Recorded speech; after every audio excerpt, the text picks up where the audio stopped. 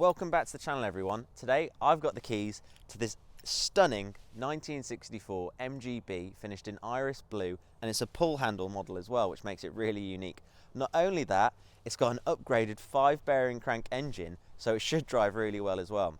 To kick things off then, I'm going to give you a walk around of the MGB and tell you all the things I like. Designed by the legend Don Hayter, I think he absolutely smashed this design. It's just beautiful. I love the sleek lines, the curves. It was such a big evolution from the MGA. Personally, I love how the MGA looks, but this brought a new sportiness to the car. From the front, you've got so much chrome, and matching with this iris blue, I think it looks stunning. The beauty of this car in this combination is that every single person loves it. You can park this car next to a Ferrari, a Jaguar E-Type, and this car will get just as much attention in this colour, I can promise you. Moving forward to the interior, it's really simplistic but minimalist at the same time, and it looks fantastic. Finished in the black with the white piping, it just looks really, really nice, and it's a great place to be. You really don't feel like you're in an entry-level sports car. You feel like you're in somewhere that's well made, quality, and just lasted really well, so that's another big tick for the MGB.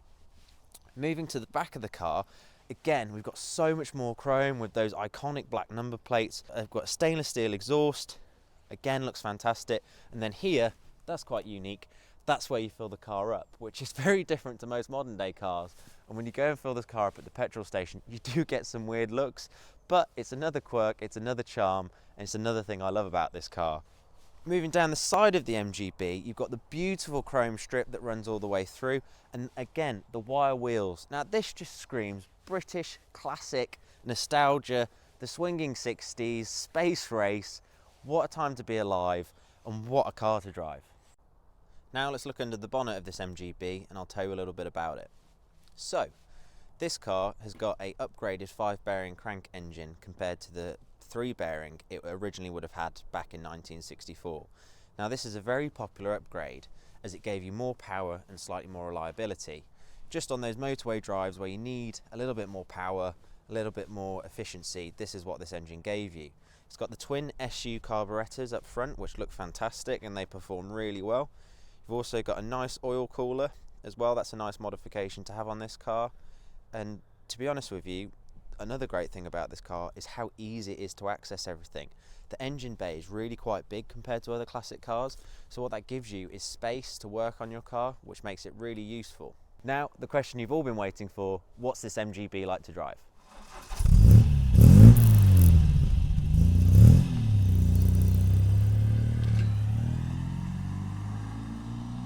What's this MGB like to drive then? Well, one word and one word only: fun.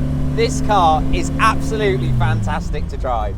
With that upgraded 5-bearing crank engine, I'm having an absolute whale of the time. It's just brilliant. It's so engaging. I've got this massive steering wheel right in front of me. But what I love about this car is it just wants to go. It wants to push. It wants to get you in trouble almost. But you can just take the revs off, drop it into fourth, and cruise along with the sun in the sky and have a really relaxing journey. What are the prices of these MGBs then? Well, for a really nice one with a previous restoration, things like that, you know, is getting on a little bit, I think you can expect to pay around about £15,000. Prices can go all the way up to £30,000 and beyond for a really nice nut and bolt restoration. And you can pick up the later rubber bumper models, which are slightly less desirable, for a lot less than that. This being a pull handle, 1964 year, is quite a desirable one. And I think your money's pretty safe in an MGB because it's got such a big following. How does the MGB compare then to modern cars? Well, I would say it's like an MX-5 of the time really. The price point, it cost £950 back in the 60s, and that equated to around about £20,000 in today's money. So it wasn't exactly affordable, but it brought a new type of owner available to the MG brand, and that was the young professional. The young professional, hard-working, younger, couldn't necessarily afford something like a Jag XK120 or 140 or E-Type or something of that alike, or even a Triumph, for example. They were more expensive. But when MG came along with this product, it was a whole new world, a whole new customer. And being at that attainable price point for most meant it sold like hotcakes. Steering on the MGB is fantastic. It's really precise, it's really nimble.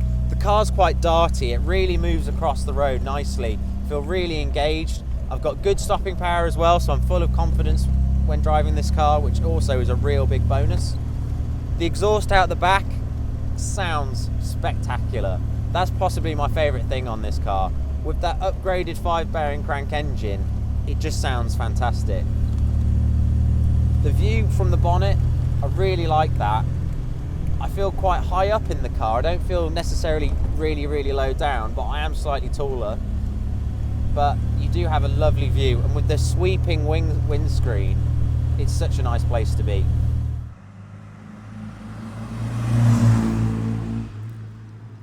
Comment down below if you own an MGB and what your ownership experience has been like. What specification did you go for? Did you go for an early pull handle model, or is yours slightly newer? I'd love to know in the comments below how you found owning one and what you've done to it to make it your own and what improvements you've made. Doing 60 miles an hour on a national speed limit road, and I'm really comfortable in the B. You've got the big windshield that shields around you, got the exhaust note from the back, and it's such a nice place to be. I'm so comfortable in here. I really feel like I could do a 2-hour drive, no problem whatsoever. It's another big tick in my book with this car, is that you can do those longer miles, those longer car meets, and not have a problem whatsoever. You can see why this car is so popular, because it's just so fun. Real good cruiser. I've also got Overdrive here as well that I can switch on, which just takes the revs off if I want to, which makes it even more refined. I'm going to fill up the MGB, and I'm going to show you why it's quite unique to fill up one of these cars. So, unlike modern cars, you actually fill it up from the back, which is a bit weird, but it works. Put in some E5 Ultimate and let it in, which this car loves to run on, to be fair.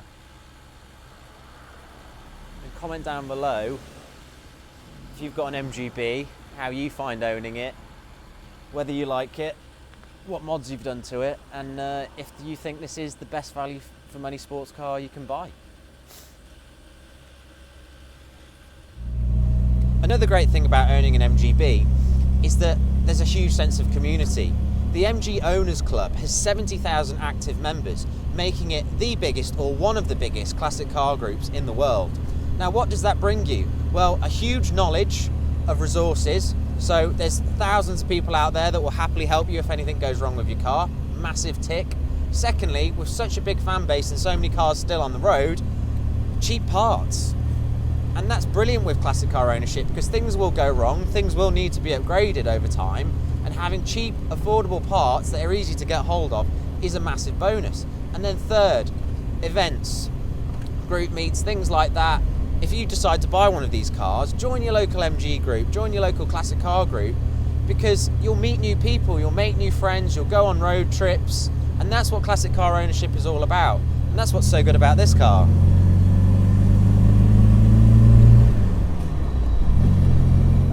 To the end of the video, and I've had so much fun driving this MGB.